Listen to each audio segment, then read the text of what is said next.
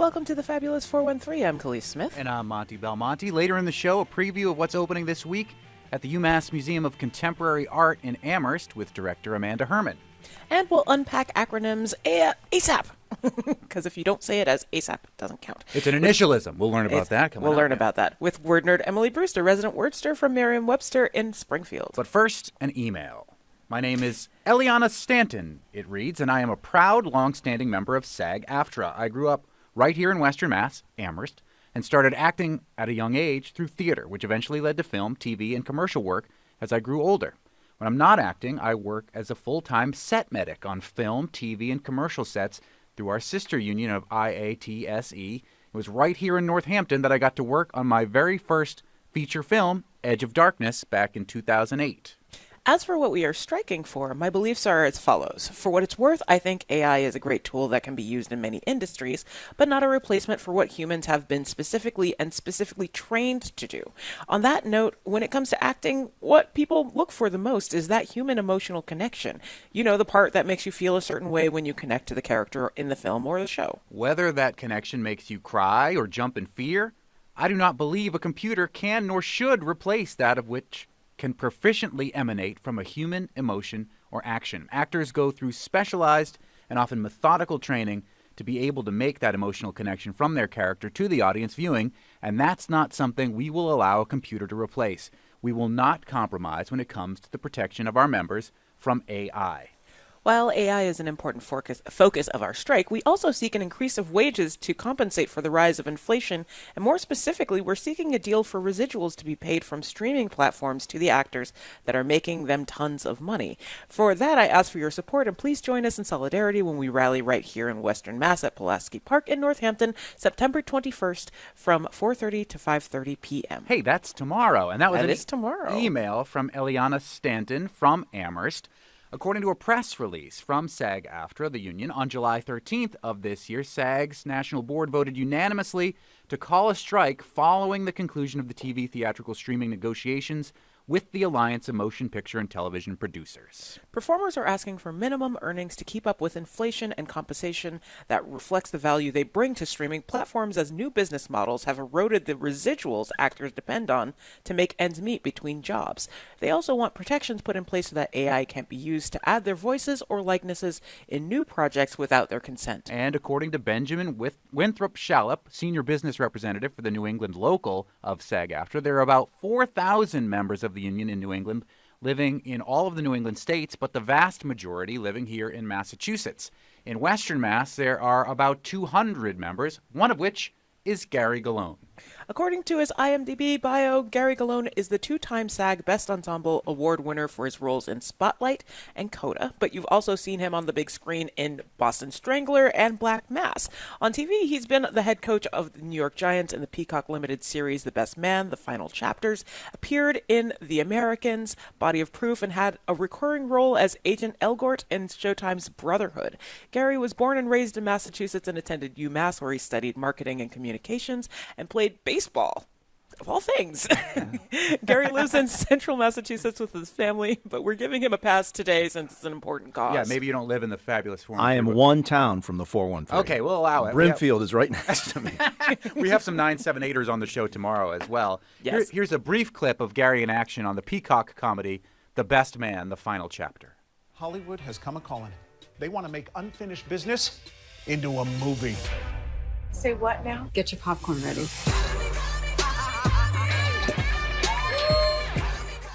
I couldn't tell that was actually you, but it was the clip that was That's on your not IMDb page. So the only one there. So That's like, the intro for the show. yeah, I was like, is that him in the background? I'm like, talking? wait, they I had don't me know. and Morris Chestnut in the Yeah, locker room? That's I know, pretty cool. It looks like a cool mean- show, though. No, And I mean, plus you got to act with Morris Chestnut. And, Yes, and he was scantily clad, I might add. Yeah, he I was saw the trailer there. He was trying to make Yeah. a comeback with the Giants, and it didn't go so good at the age of 48. And I will say he is a physical specimen. Yeah. Yes. And he gets hit pretty good, and I go to the training room to basically try and talk him into another role.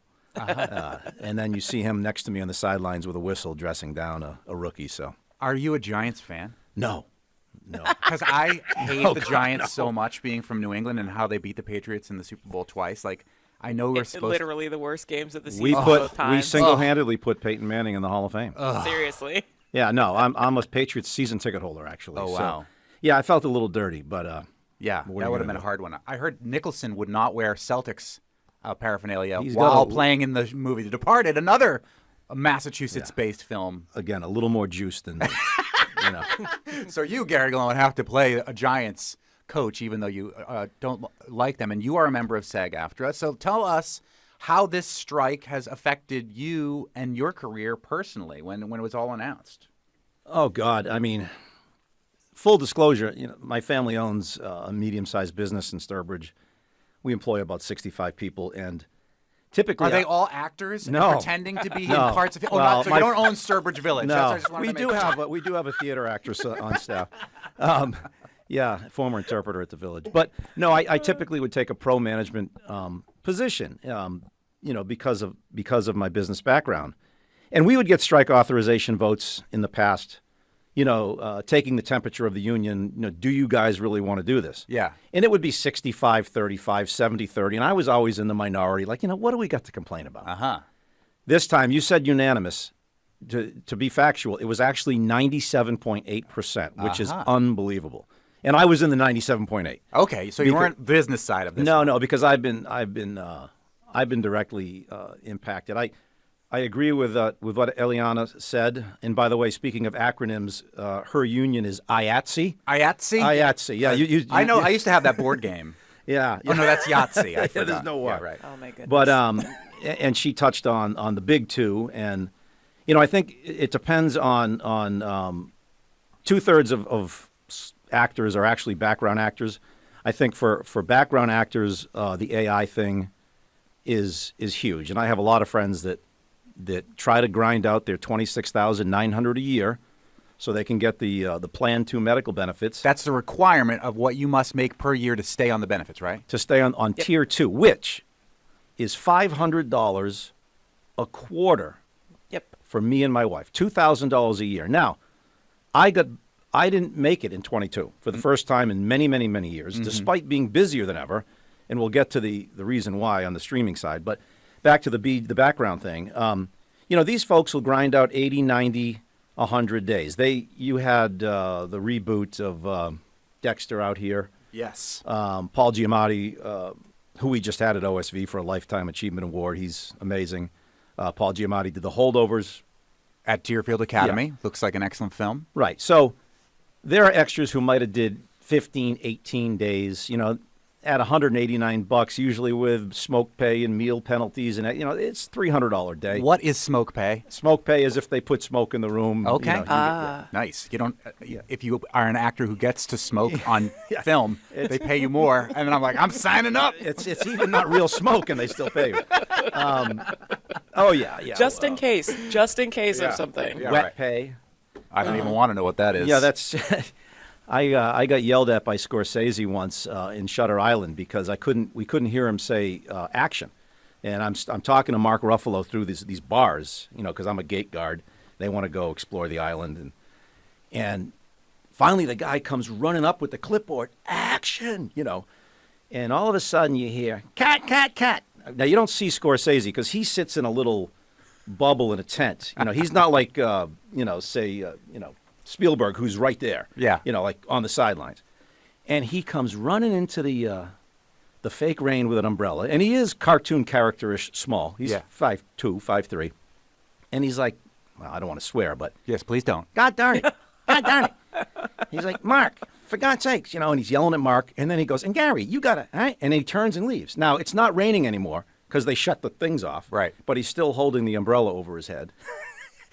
And Ruffalo looks at me and he says, Gary, dude, that's totally my fault. I start the scene. I said, Mark, I'm actually giddy that I can say I've been directed by Martin Scorsese. There you go. Even though he didn't say anything. But anyways. Is that wet pay, though? That was wet pay. Okay. Extremely wet. Back to the background. So in the AI world, instead of getting those 12 days on Dexter, they're going to say, all right, Monte, show up in your coach's outfit, your date night outfit, and your whatever, casual stuff. And we're going to film you and pay you for a day in those 3 different outfits. And now you're in 7, 8, 9 scenes. That's going to affect background, 2/3 of which the 150,000 actors are pretty much predominantly background actors and Right. stand-ins and photo doubles. If that happens, that's going to be devastating. So let me get this straight. You'd come in 3 outfits. They'd film a little bit of you and just use you regenerating it in That's- as many that's the scenes idea. Copy and as they paste need to, into as scenes opposed as they need That to. is the threat. There are good uses of AI. If you saw the movie Maverick, a lot of people don't realize Val Kilmer can't speak. Right. He doesn't have a voice box. So they did a mashup of his voice from different movies. And when he hits the little button on his neck to have that little scene with Cruise, he's really not speaking. But Val Kilmer made 7 figures plus. Right. The $189 a day background actors, aren't going to. So in my world where I pursue predominantly speaking parts, Ileana's right. They're not going to replace. I mean, Scarlett Johansson has nothing to worry about. Right. In my world, the reason I didn't make my number in 22, and I'll give you a prime example. Coda, right? won the Oscar for Best Picture. 2019. Filmed in Massachusetts. Right. Gloucester, Mass. If you haven't seen it, see it. It's one incredible. of my favorite movies of all time. But, you're over the moon to be cast in it. You're on set with Marlee Matlin and Troy Kotzer, who won Best Supporting Actor, and Sean Heder, who is the director. You've got all these interpreters, and it's moving like a finely oiled machine. One of the probably the most satisfying, gratifying experiences of my life. Goes to Sundance. Apple TV sets a Sundance record, pays $25 million for the rights to Coda. We celebrate that. That's got to be a good thing, right? $25 million, ching ching, right? Wins Best Picture, as you pointed out. 2 years later, my residuals are barely cracking $1,000 on that. If that was a studio film like Black Mass, like The Departed, like The Town, or even like a Law and Order, would have made multiple times that amount, and I would have made my money. Certainly you have to work, and I do audiobook narration, which can you can chip away at it that way. But 22 should have been an amazing year for me in residuals, and follow it up with you mentioned Boston Strangler. That came out on Hulu in March. I haven't seen a nickel other than getting paid to do it.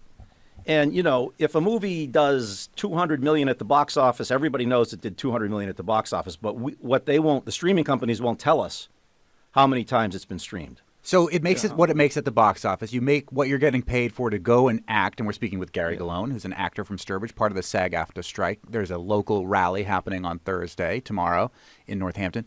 The box office residuals you would get normally, but when it moves over to streaming, they've worked out some other deal that is so low that you don't see close to what you would hope, maybe from a previous era of video rentals or video purchases or that Correct. kind of thing. Yeah. Correct. And I guess shame on us for not seeing it coming. But when they last negotiated this, you little streaming guys, yeah, well, okay, it'll be like airplane sale or whatever. we had no idea, and. Yeah, it's real, and then I do one for Hulu, one for Paramount, and one for Starz. 50 cents project, Power Book 3, Raising Canaan. I have a wonderful scene with Tony Danza. He's an Italian mobster. I'm a federal agent. We're wrangling them. That's coming out this year, but again, that's going to be on Starz, and now I know that I better get back in the booth and start narrating books because I'm not going to be making my number on residuals, at least not in the streaming world. Was that happening with your Peacock series too? Since Peacock is NBC's streaming platform. Yeah. The Best Man, the final chapter is minimal, and again, I don't know how many people. I mean, my phone blew up and continues to blow up every time someone discovers Coda or whatever, but the residuals aren't blowing up. And one of the things we're negotiating for is for them to share that revenue. Now, that's not going to happen. The subscription base is just a constant churn. How many times people pay the extra fee to download a movie? We want a piece of that. I don't think they'll acquiesce there, but what we have to get is just a bigger number. Gary Gallone is an actor from Sturbridge who's been in movies like Coda and in Boston Strangler and Spotlight. We're going to talk more about the SAG-AFTRA Strike, how it's affecting actors in Western Mass, and about the rally happening in Northampton tomorrow. You're listening to the Fabulous 413 on NEPM.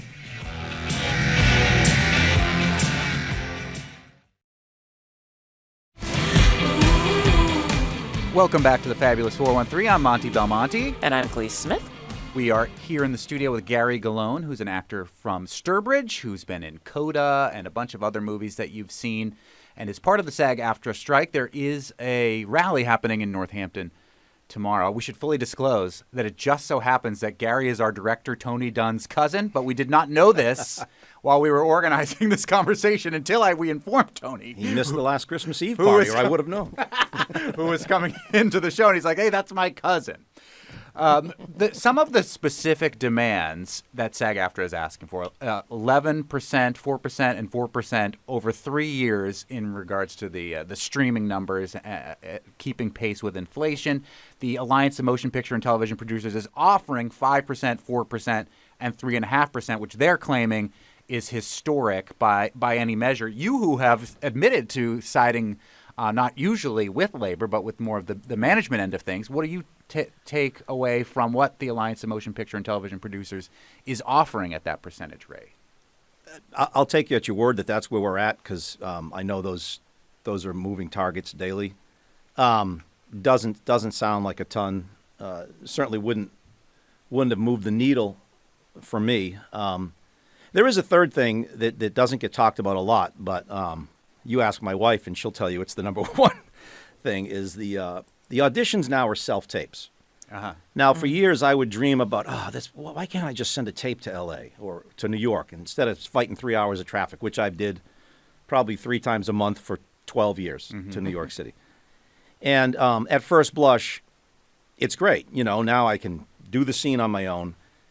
But the demands for the right lighting, the right sound, you need someone to read with you. You need someone to record you. That someone is typically my wife, who is the last thing from an actress and doesn't want to be. And in the end, let's just say Belmonte and Gallone were both going up for cop roles in Law and Order. It'd be like, all right, Belmonte's at 355. It's Belmonte. Belmonte, sorry. Gary Stallone. I should have put my glasses on. I'm sorry, brother. No worries. It's okay. It's enough. But they would have pushed us through. Boom, boom, boom. Get in, do your scene, and get out, because we got to see 80 people for that role, and narrow it down to 5 or 10. Now they're saying, okay, your character actually has 3 scenes and 10 pages. We want you to do all the scenes. And you don't have to be off book, memorize it, but you really do, because Belmonte's going to know it. Yes, I will. And I better keep up with him. So those have become so cumbersome. And, sometimes the turnaround is 24, 48 hours. And you don't get any intimacy. You don't get any feedback. When you're in a casting director room, the casting director in Boston, CP Casting, where the person putting you on tape is really a good reader and would give you some good feedback. You don't get that, so you're shooting in the dark as to, did I get this right? Did I get the right intonation and the right? So that's being abused by producers.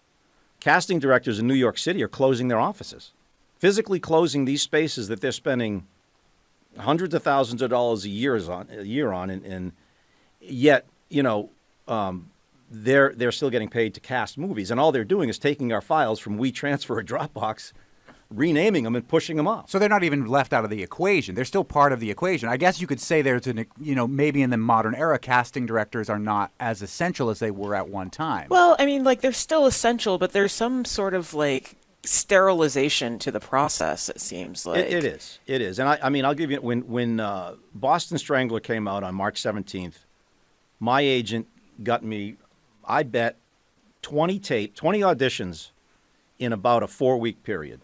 And a lot of them were doomed because the strike was looming. So didn't really have a chance. A couple of them I might still be in the running for. But I thought my wife was going to leave me. I have to get daughters and other people to... Because who's going to film you doing this stuff instead of going to the casting And, we're office? grandparents now, so we have a nursery in our house that has to be completely, upended, because you have to have a blank, neutral wall and, Right. well lit. So all that little, my wife was a Montessori teacher, so all of her teaching stuff was on that wall. Get that off the wall. It's in The Best Man, this was weird. In The Best Man, the final chapters, I did a self-tape from my parents' place in Florida. Great. I was in Florida. Could no way have done the audition in person. I get a call back. It's a Zoom call back with a legend in casting named Ross Meyerson, and he's literally yelling at me because I'm not quite getting a line, and it's the Morris Chestnut line. I have another idea in mind for you. Right? I have another idea. What's the key word in that, Gary? I go, idea? No, And I mean, if we were in the same room, I probably would have picked up on it. And he's like, it's another. You want him to coach with you, So, it was a little daunting to be yelled at, on a Zoom callback, But I never actually met a casting director in person and got that gig. So it's a brave new world. But actors, it should be, and that's the thing that they're fighting for. If it's going to be more than a page or a scene, you got to get paid. Right. You want me to spend hours prepping this, upending the lives of, at least one other person. Give me $50 an audition or whatever. Not to bring back the AI issue, but are you worried that with your reels that you're sending off for auditions and things, that property becomes their property, and that they'll use likenesses of like your lines or like possible voiceover for their productions without including you in it? I'm not, but now that you say it like that, sorry, I'm a sci-fi girl. I think about things in that manner, and I apologize for cloned Gary Gallone. I'm more worried on the AI front as it affects me personally on the audiobook narration front. I'm real worried about that. There are some really slick, and again, I mean, I have a naval fiction series by David Poyer where I have, there's 5 protagonists in each book and 6 people swirling around them. I have like 30 voices I have to do. I find it hard to believe that AI is gonna be able to do that. But if it's straight, biography, nonfiction, we're gonna start losing a lot of audiobook work to the bots, I'm afraid. There is a rally in support of the SAG-AFTRA strike in Northampton tomorrow at Pulaski Park between 4:30 and 5:30. There are about 200 Western Mass SAG members. There are thousands in New England and folks who are acting. And Can I get a little street cred, though, on Northampton? Yeah. As a toddler, I did live in Florence. Okay. A million years ago when my dad worked for Pro Brush in Northampton. All right, so do you want to be identified as Gary Gallone from Sturbridge or Florence? I'll allow. Florence. All right. All right. Florence, yeah. Gary Gallone from Florence. Thank you so much for giving us your perspective on this Thanks, Monty. strike, and we'll see what happens tomorrow. Thank you. Oh, sure. Up next, ta-ta for now. Regardless of your FOMO, we get into acronyms with our resident wordster, Emily Brewster of Merriam-Webster. You're listening to the Fabulous 413 on NEPM.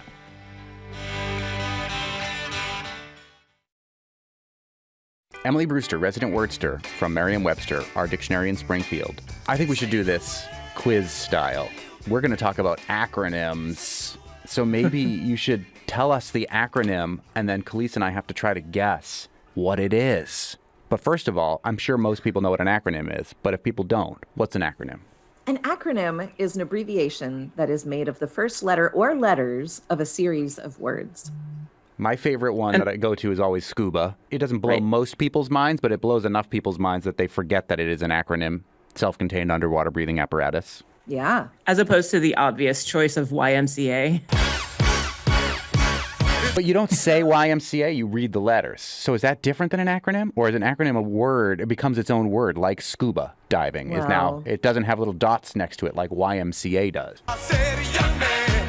The word acronym refers to both kinds, but then there is a subset that some people say should not qualify at all, that it is that initialism, as it's called, is distinct from an acronym. But the word acronym is used broadly to mean both. But an initialism is technically a word that is, it's an abbreviation that is pronounced by saying the names of the letters that make it up, like YMCA. It's fun to stay Or there. CISA. Or CISA, yeah, CISA is a good example. So is DIY. Well, You well, can't no, really say D. CISA, though. CISA is an acronym, a pure one, because we don't say CISA, we say CISA. It became a word like scuba, right? So that is not Yeah, an that's why I'm initialism. saying that Yeah. CISA is an acronym. And not Right, an sorry. initialism. Yes. YMCA CISA is an initialism. acronym and not an initialism if you make that distinction. Yes. Yes. All squares are rectangles, but not all rectangles are squares. Exactly. How about radar? Do you know what radar? Why, radar? Sometimes I can tell what's going to happen before it happens. Radar is also an acronym. Do No you know cheating. What it means? No what Googling. It comes from? No Googling. Radio something or other. And radio antenna detection, something. Radio detection and ranging. Ah. So you two are really good. You got the radio and the detection between the two of you. And, I mean, who even thinks about the and ranging thing, you know? Fair Except enough. for Strider from Lord of the Rings. I think a servant of the enemy would look fairer, feel fouler. It's foul enough. But radar has become, just like scuba, the fact that it is acronymic in origin is kind of lost now in the word's use. But with other words, we really do retain an understanding of the meaning of its components, right? Like, how about ASAP? As soon as possible. Yes. Now, ASAP can be, if I say it as ASAP, it's an initialism. But if you say ASAP, then, magic, it's an acronym now. And if you say it like this, it's ASMR ASAP. You have to crinkle something. Is there something you could crinkle while you say that? No. ASAP ASMR. My wife hates ASMR. She hates whispering. And now all of you listeners have been subjected to it. But that is an initialism in and of itself, isn't it? Yeah, it is. ASMR. What does that one stand for again? Oh, I have to look it up. It's audio stimulation. Darn it. A silent murmuring rummaging. No, it's not. Autonomous sensory meridian response. Forget it. I know, right? Forget that one. That one really, the fact that it has become an initialism, aka an acronym, is I don't think it would be successful without that, because who is going to remember autonomous sensory meridian response? ASMR makes it much more attainable as a term to throw into one's vocabulary or even into one's mental understanding of the world. You'd have to remember what meridians are. Right. Right. I'm anti-meridian. I'm more like post-meridian. You sure aren't. And somebody in the NEPM news department is going to be really upset about what I did to their script for the demonstrative ASMR. Oh, no. Yeah, I'll have to see if I can iron that out. What are some more acronyms or initialisms? Emily Brewster, resident wordster from our dictionary in Springfield, Massachusetts. Well, we are really in a heyday of both. Right. If you think about how frequently we encounter acronyms nowadays, right? TLDR, BRB, LOL. Let's explain those ones. Too long, didn't read. Be right back. And not lots of love, but it's so funny how many people think LOL meant lots of love, including me at the very beginning of people using that in like texting. Oh, really? Yeah. Like, oh, your aunt has cancer. LOL. What do you mean? What are you laughing at my aunt with cancer for? Oh, I thought it meant lots of love. Yeah, there are numerous stories of that happening. Right, it means laugh out loud. Yeah, right. I'm not laughing at your aunt with cancer. I think another one of those that gets misinterpreted is SMH. Shaking my head. Yeah. What? How does it get confused? Like, what do people confuse it with? So much hate. Oh. So which one do you think it is? Well, now I'd shake my head, but initially I was like, so because you'd use it under kind of similar circumstances. Yeah. Wow. So the person writing it would be expressing like how they would be used as an expression of hatred? Yeah. Or would it be like identifying dislike? More of hatred? dislike. Yeah. Interesting. These acronyms that we now encounter so frequently are really open to multiple interpretations the ways that words are not. Words also are open, of course, to multiple interpretations, but acronyms can be very, very confusing for people if they don't know. And how do you know? Right? You have to ask somebody or Google it or look it up in your dictionary, because we do enter many of them. But I think it's just such a fascinating shift for the language to be taking. It's not new at all, though.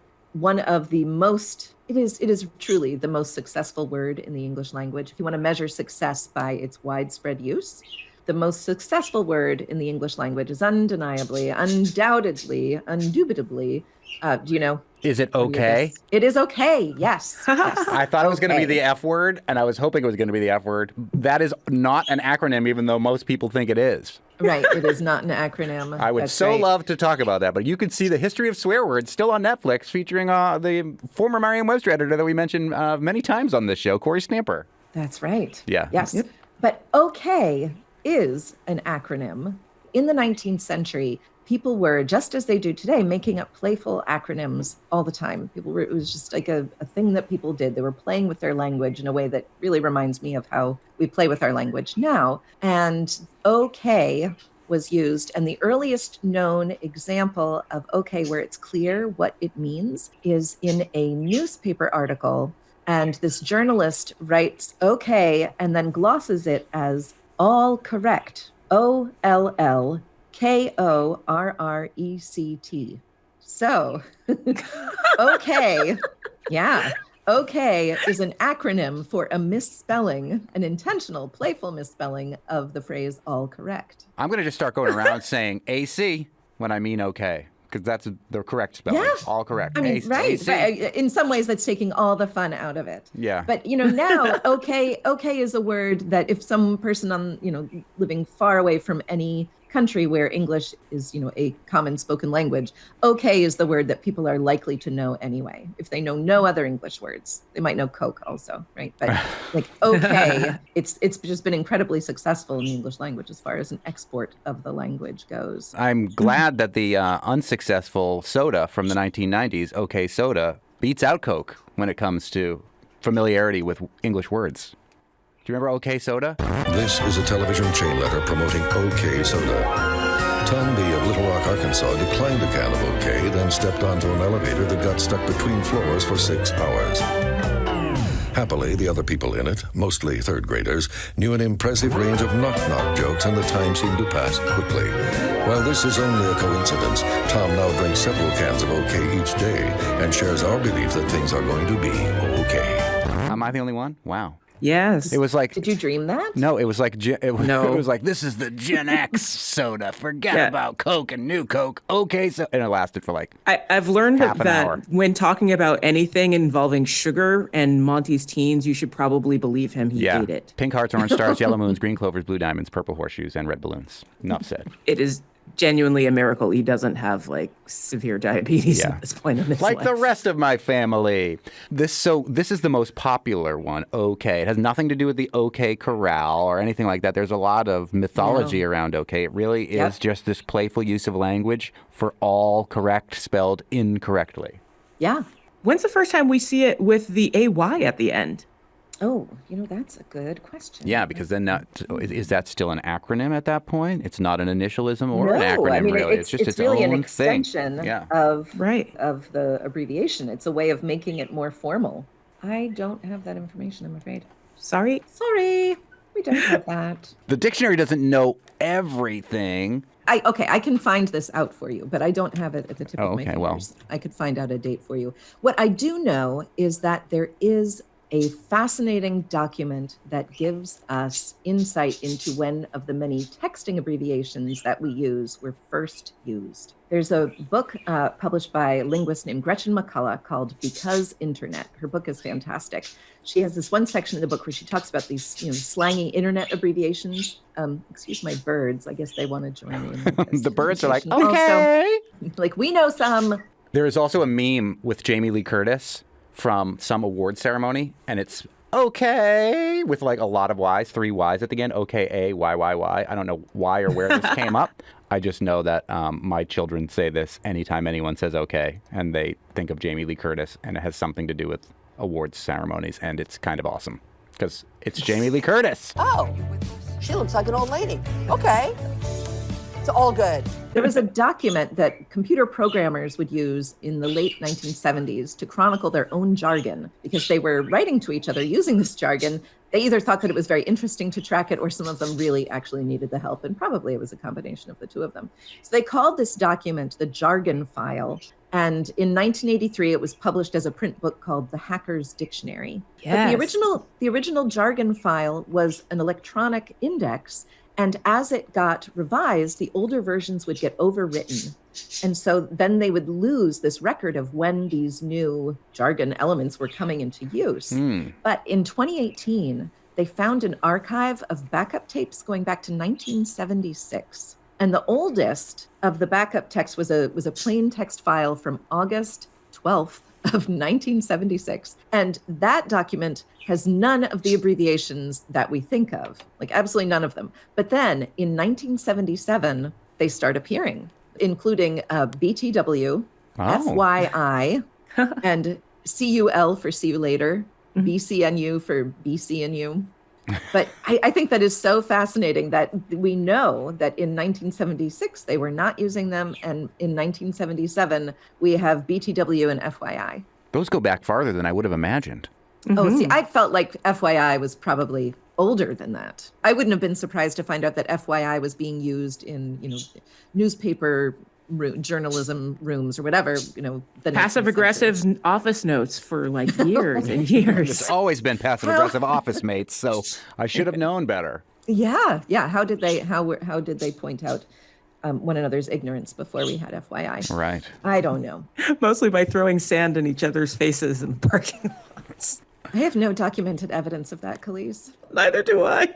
It just shows that I haven't worked in very many offices. I remember learning in like the early internet days. I had a friend sign off an email with TTFN. And Ta-ta for now. That one I know from Winnie the for Pooh. now. They used the acronym? Yeah, TTFN, ta-ta for now. Tigger said it all the time. Yeah. He did, Oh, yeah. Wow. See, I learned it sitting in front of a computer, getting an email and not understanding what it meant at all. Yeah, the wonderful thing about Tiggers is Tiggers are wonderful things. Their tops are made of rubber. Their bottoms are made out of springs. They're bouncy, bouncy, bouncy, bouncy, fun, fun, fun, fun, fun. Fun, fun, fun, fun, fun. Most wonderful thing about Tiggers is that he's the only one, because frankly, the rest of us could not handle it if there was more. I know, it's too much. I'm the only one. Yeah. Well, ta-ta for now. But next week, Emily Brewster, we'll have you on a special day because our dictionary in Springfield is going to unveil tons of new words into the dictionary and into the universe. Super exciting. Yep. Dictionary's getting bigger. Trying to get back to like first and second edition size. I see you. We got to keep Emily Brewster employed. Just keep making up words so she has something to do. I mean, don't we all just do that anyway? Yeah. Coming up, a preview of what's happening this fall at the UMass Museum of Contemporary Art in Amherst with interim director Amanda Herman. You're listening to the Fabulous 413 on NEPM. Welcome back to the Fabulous 413. I'm Monte Belmonte. And I'm Clea Smith, and it should be the last day of summer, but somehow autumn is waiting until the weekend. I don't really get it. But the UMass Museum of Contemporary Art is opening 3 exhibits at once, the first of which features the work of renowned Palestinian-Israeli artist, filmmaker, and activist Raida Adon. Her 33-minute film Strangeness was at Brandeis last year and offers a non-narrative depiction of a refugee experience and speaks to the struggle of navigating between multiple, often contentious identities. It'll be shown along with artists born elsewhere, an exhibition of art from the UMass Permanent Collection by artists not born in the U.S. And lastly, an exhibit that features local artists this month with West Hampton-based Susan Yard Harris. And joining us to talk about what's going on this fall, which is beginning, it's heartbreaking for Khalees and I that summer is ending this week and fall is beginning. But there's stuff to look forward to in the fall. We love fall in New England. It just means death and destruction and winter is coming. But joining us is the interim director of the UMass Museum of Contemporary Art, Amanda Herman. Thank you for joining us. Thank you for having me. I'm so excited to be here. This museum is a gem, and I should start out by saying it's free all the time in virtually everything it does, or in everything that it does? Yes, absolutely free. All our public programs, all the exhibitions, and we're open during the academic year, and we're so excited for people to find out about us. I agree, it's a gem. It's not as well known as maybe some of the other area museums, but every semester we offer a different selection of really great shows, artists from all over the place, international, national, and we love supporting our local artists. And we have a beautiful collection, a permanent collection that we hold in the public trust, and we bring those incredible works out for folks to see as much as possible. Not to skip straight to that part of it, but I feel like out of the 3, that's the one that immediately caught my attention. You have a series. It's not just this particular exhibit, but a series where you conjoin things in your collection with local artists and just like weave a thread through art between their 2 styles. And I think that's really, really cool. How did that idea come about? Yeah, I think that was the brainchild of the former director, Loretta Yarlow, and she was looking for a way to pull out these incredible works from the collection as well as highlight local artists, and it is a great way. We have a great series of past exhibitions where local artists have done just this. They go through the permanent collection. They try and find works that resonate with their own, either in process or in theme, and then they get to mount a show, show their current work, and then be in dialogue with these incredible artists that whose works are in our collection. So the one that's on display and will open tomorrow night is actually a dialogue between just two artists, Susan Yard Harris, who's the local artist Monte mentioned, and then Etta Renouf. Etta Renouf is a really incredible artist whose etchings and lithographs are directly in response to Susan Yard Harris's incredible drawings that are made with just paper and pen. They're very intricate, and they look like kind of like the water from above or different textiles. And they really invite you to come up close and watch and look and kind of imagine what it was like for her as an artist to create these very intricate, elaborate artworks. And we mentioned that Susan Yard Harris is from West Hampton. Where is Etta Renouf from? Etta Renouf was born in Austria, but I think now lives in New York City. Mm-hmm. So she, even though not technically part of our Artists Born Elsewhere, it does connect to that idea. Talk about that idea. It seems like there's a distinct focus on the art of refugees and people who have experienced refugee status, either with the film that you'll be showing, the 33-minute long Rada Adan film that I saw the trailer for and is stunningly gorgeous, as well as some of the other exhibits. Why was refugees a focus of what the UMass Museum of Contemporary Art wanted to do? Well, we really started with learning about the art of Rada Adan and this film in particular, and it just resonated so much with myself and with Loretta Yarlow at the time as we were planning this semester's exhibitions. It speaks so directly to what we're dealing with all across the world and what we're going to be dealing with as kind of the forced migrations that happen due to the climate crisis we're facing, not to mention the many wars and issues that are happening unfortunately in too many places. I was really struck when I saw the film, perhaps like you, Monte. It's very beautiful, but it's also kind of haunting, and it refers back to specific historical moments in time, but it also weaves in elements of fantasy. Rada Adan pulls from her personal experience of growing up in Israel as a woman who has a Muslim mother, a Jewish father, and Christian relatives. So I think she speaks to that experience and what that was like, trying to bridge those differences and live in such a contentious land. And then she brings those ideas through into her film to, I think, create a really amazing entryway into what it may feel like, or the impact of being forced to leave, and to also to feel out of place, which I feel like is so important for us to build empathy around that idea and start to consider how we're going to deal with this as a society as it becomes more and more relevant in our everyday. And even as a Commonwealth, as the governor of Massachusetts has declared a refugee crisis in this state. This is a state university, UMass Amherst, and it's the Museum of Contemporary Art, where the fall exhibit will open up tomorrow. We're speaking with the interim director, Amanda Herman.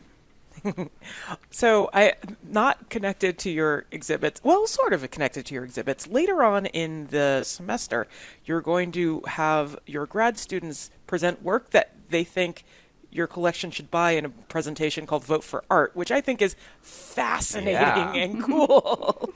That the public's invited to kind of participate. Like, again, like why? I mean, like, I understand, like, the purpose of it, teaching curation, but, like, what a cool idea.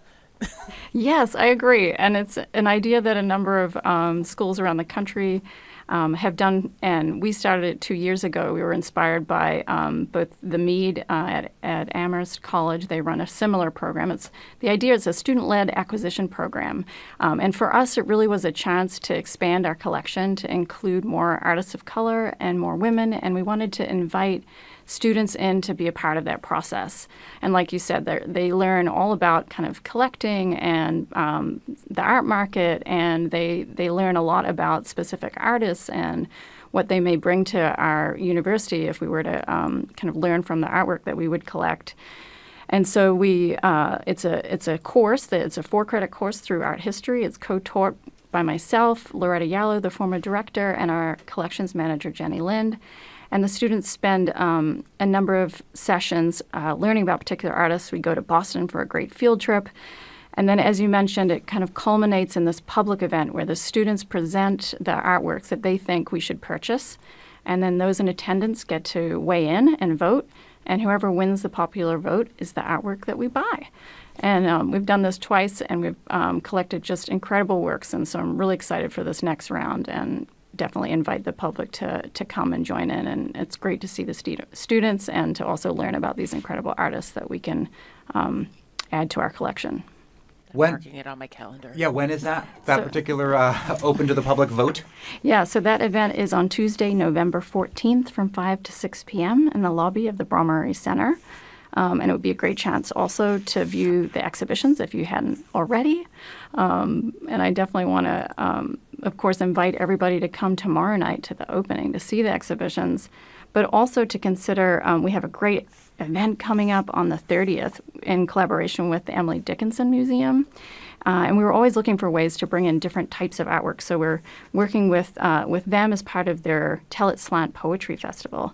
And they're bringing in two incredible poets to read about their experiences that connect to the themes that Raida Dawn touches on in her film. So that's Saturday, September 30th in the afternoon.